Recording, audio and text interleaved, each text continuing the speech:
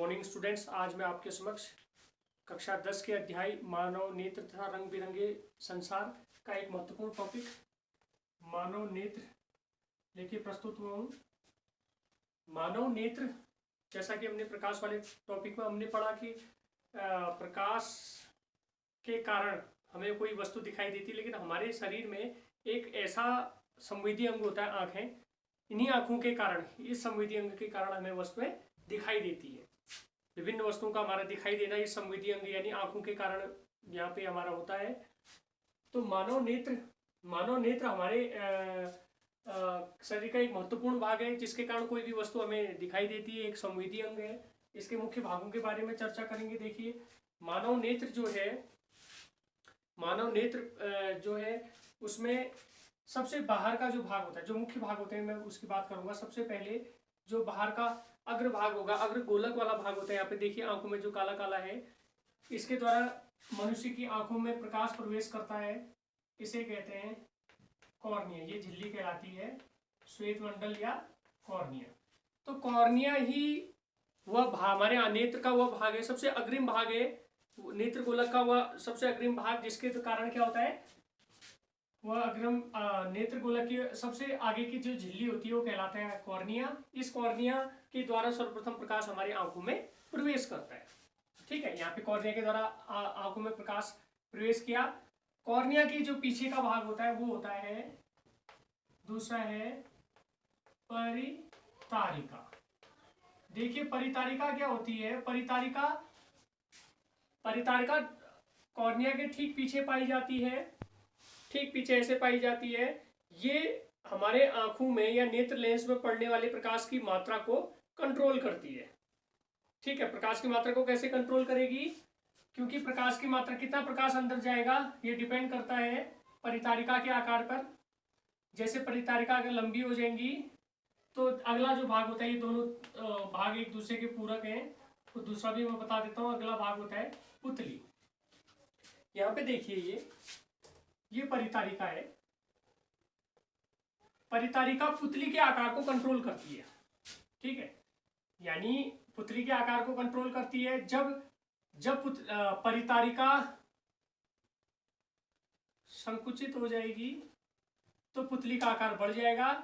जब ये फैलेगी तो पुतली का आकार छोटा हो जाएगा। तो परितारिका और पुतली दोनों मिलकर नेत्र लेंस में पड़ने वाले प्रकाश की मात्रा को कंट्रोल करते हैं।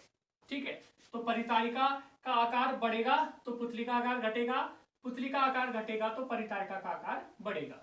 ठीक है, अगला जो भाग है वो होता है, चौथा भाग, पक्षमाभि पेशियां। बहुत इंपोर्टेंट पार्ट है ये पक्षमाभि पेशियां। देखिए नेत्र लेंस जो है, एक पारदर्शी लेंस जो है, वो अपनी स्थिति पर अटैच्ड है, अपनी स्थिति पर बना रहता है। किसके कारण, पक्षमाभि पेशियों के द्वारा। यानी पक्षमाभि पेशियों के द्वारा नेत्र लेंस जो है, ये नेत्र लेंस जो है अपनी स्थिति पर बना हुआ है, अटैच्ड है, यानी हमारे आंखों में अटैच्ड है, अपनी स्थिति पर बना हुआ है। किसके कारण, क्योंकि पक्षमाभि पेशियों के कारण। तो पक्षमाभि पेशी नेत्र लेंस को अपनी स्थिति पर बनाए रखती है। इसके अतिरिक्त बहुत महत्वपूर्ण कार्य है, इसके आगे अभी आप देखोगे, समंजन क्षमता इसी पर निर्भर करती है।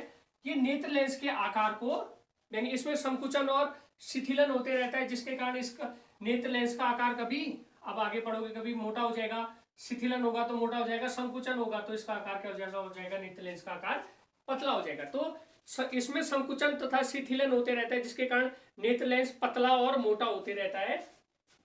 अब आगे पढ़ेंगे समंजन क्षमता के बारे में। अभी जनरली इतना याद रखें कि पक्षमाभि पेशियां जो है वो नेत्र लेंस को, यानी जो कि उत्तल प्रकार का होता है, नेत्र लेंस को अपनी स्थिति पर बनाए रखती है। इसके अतिरिक्त इसमें संकुचन तथा शिथिलन के कारण नेत्र लेंस का आकार परिवर्तित होते रहता है, जिसके कारण उसकी फोकस दूरी भी परिवर्तित होते रहती है। अभी आगे हम इसके बारे में डिस्कस करेंगे। अगला जो होता है, पांचवा जो होता है वो होता है पक्षमाभि पेशियों के बाद अगला जो होता है नेत्र लेंस। ये नेत्र लेंस जो होता है, हमारा जो नेत्र लेंस है वो उत्तल लेंस है। ठीक है, तो हमारे आंखों में एक पारदर्शी लेंस होता है जो उत्तल प्रकृति का होता है, यानी उत्तल लेंस होता है। जो अपनी स्थिति पर पक्षमापी पेशियों द्वारा बना रहता है। और नेत्र लेंस की एक खासियत होती है कि यह सदैव प्रतिबिंब कहां पर बनाता है, इसके अगले भाग में, जिसे कहते हैं दृष्टि पटल या रेटिना। नेत्र लेंस द्वारा सदैव प्रतिबिंब कहां पर बनेगा, रेटिना पर बनेगा, यानी रेटिना पर सदैव प्रतिबिंब बनता है। नेत्र लेंस की क्षमता होती है या एक अभिक्षमता होती है जिसके कारण सदैव प्रतिबिंब जो होता है वो कहां पे बनता है, यहाँ पे। ये पर्दा जो आंखों का पर्दा है, यानी जिसे दृष्टि पटल कहते हैं, सदैव प्रतिबिंब यहाँ पे बनता है। चाहे वस्तु नजदीक रखी हो, दूर रखी हो, अनंत रखी हो, कभी कहीं भी रखी हो, सदैव नेत्र लेंस द्वारा प्रतिबिंब हमें कोई भी वस्तु दिखाई देती है, क्योंकि वहां पे प्रतिबिंब जो है वो कहां पे बनता है, रेटिना पर बनता है। क्योंकि रेटिना के आगे पीछे बनेगा, इसका मतलब वस्तु हमें दिखाई नहीं देगी। तो हमेशा प्रतिबिंब दिखाई दे रहा है का मतलब हमें वस्तु का प्रतिबिंब कहां पे बन रहा है, रेटिना पे बन रहा है। और ये क्यों बनता है, क्योंकि आंखों में अकोमोडेशन पावर होती है, सामंजस्य क्षमता या समंजन क्षमता के कारण, उसे कहते हैं समंजन क्षमता, एकोमोडेशन पावर। क्या होती है समंजन क्षमता, देखो समंजन क्षमता का मतलब हुआ हमारे नेत्र लेंस की वह क्षमता जिसके कारण सदैव प्रतिबिंब जो होता है, हमारे आंखों में प्रतिबिंब कहां पे बनता है, रेटिना पर बनता है, उसी को कहते हैं समंजन क्षमता। इस एकोमोडेशन पावर किसके कारण होती है, नेत्र लेंस की। नेत्र लेंस की समंजन क्षमता इन पक्षमापी पेशियों के कारण होती है, क्योंकि प्रतिबिंब जो है, क्योंकि किसी भी मतलब, क्योंकि होता क्या है कि ये पक्षमापी पेशियों में शिथिलन तथा संकुचन होते रहता है, शिथिलन तथा संकुचन होते रहता है, जिसके कारण क्या होगा, इसका आकार, अगर नजदीक की वस्तु होगी तो इसका आकार बहुत ज्यादा मोटा हो जाएगा, दूर की वस्तु होगी तो इसका आकार बहुत ज्यादा पतला हो जाएगा। यानी कहने का मतलब इतना समझो, आप इतना भी नहीं समझते तो याद रख लेना कि पक्षमापी पेशियों के कारण नेत्र लेंस की फोकस दूरी एडजस्ट होते रहती है, नेत्र लेंस की फोकस दूरी बदलती रहती है, जिसके कारण सदैव प्रतिबिंब कहां पे बनता है, रेटिना पर बनता है। इसी नेत्र की इसी क्षमता को या नेत्र लेंस की क्षमता को क्या कहते हैं, अकोमोडेशन पावर या समंजन क्षमता। यानी हमारे नेत्र लेंस की वह क्षमता जिसके कारण प्रतिबिंब सदैव कहां पे बनता है, रेटिना पर बनता है, उसे कहते हैं समंजन क्षमता। अब आगे बात करते हैं, देखिए जनरली एक बार दोबारा रिवाइज कर लेता हूं। आंखों का यानी हमारे नेत्र गोलक का सर्वप्रथम जो बाहर की झिल्ली होती है, जिसके द्वारा प्रकाश अंदर प्रवेश करेगा, प्रकाश की किरण, उसे कहते हैं कॉर्निया। कॉर्निया के पीछे परितारिका होती है, ये परितारिका है, ये परितारिका पुतली के आकार को कंट्रोल करती है, जिसके कारण पुतली के द्वारा प्रकाश कहाँ पड़ता है, नेत्र लेंस पर पड़ता है। और नेत्र लेंस अपनी स्थितियों पर किसके द्वारा बना है, पक्षमापी पेशियों के द्वारा बना है। और नेत्र लेंस द्वारा किसी भी वस्तु का प्रतिबिंब, क्योंकि एक प्रकार का उत्तल लेंस है, इसके द्वारा प्रतिबिंब सदैव कहां पे बनता है, रेटिना पर बनता है। और रेटिना पर एक भाग होता है, देखिए रेटिना में दृक तंत्रिका यानी ऑप्टिकल नर्व के द्वारा यहाँ पे इंपल्सिस जो होते हैं सदैव मतलब इंपल्सिस को या संवेग को या आवेग को, एक प्रकार की तंत्रिका कोशिका, दृक तंत्रिका जो होती है, यहाँ के आवेगों को या इलेक्ट्रिकल मैसेजेस को या इलेक्ट्रिकल इंपल्सेस को कहाँ ले जाती है, ब्रेन में ले जाती है। जिसके कारण एक चीज याद रख लेना, हम इससे पहले उत्तल लेंस द्वारा प्रतिबिंब बनाना देख चुके हैं। उत्तल लेंस द्वारा ज्यादातर प्रतिबिंब कैसे होते हैं, वास्तविक और उल्टे होते हैं, लेकिन जो वस्तुएं हम देखते हैं वो हमें सीधी दिखाई देती है, वो इसी के कारण, क्योंकि हालांकि नेत्र लेंस द्वारा प्रतिबिंब उल्टा ही बनता है रेटिना पर, लेकिन यहाँ पे जो दृक तंत्रिका के द्वारा इंपल्स मस्तिष्क में ले जाए जाते हैं, उसके द्वारा आंसरिंग मैसेज आता है। और क्योंकि मस्तिष्क में सभी चीजें फीड रहती हैं, उसके कारण हमें क्या होता है, वस्तु हमें कैसी दिखाई देती है, सीधी दिखाई देती है। इसके अतिरिक्त रेटिना में और बात करूंगा मैं, दो प्रकार की सेल होती हैं, दो प्रकार की कोशिका होती है रेटिना में। एक होता है रॉड सेल और कोन सेल। यानी रॉड सेल को कहते हैं शलाका और दूसरा शंकु कोशिका, शलाका और शंकु कोशिका।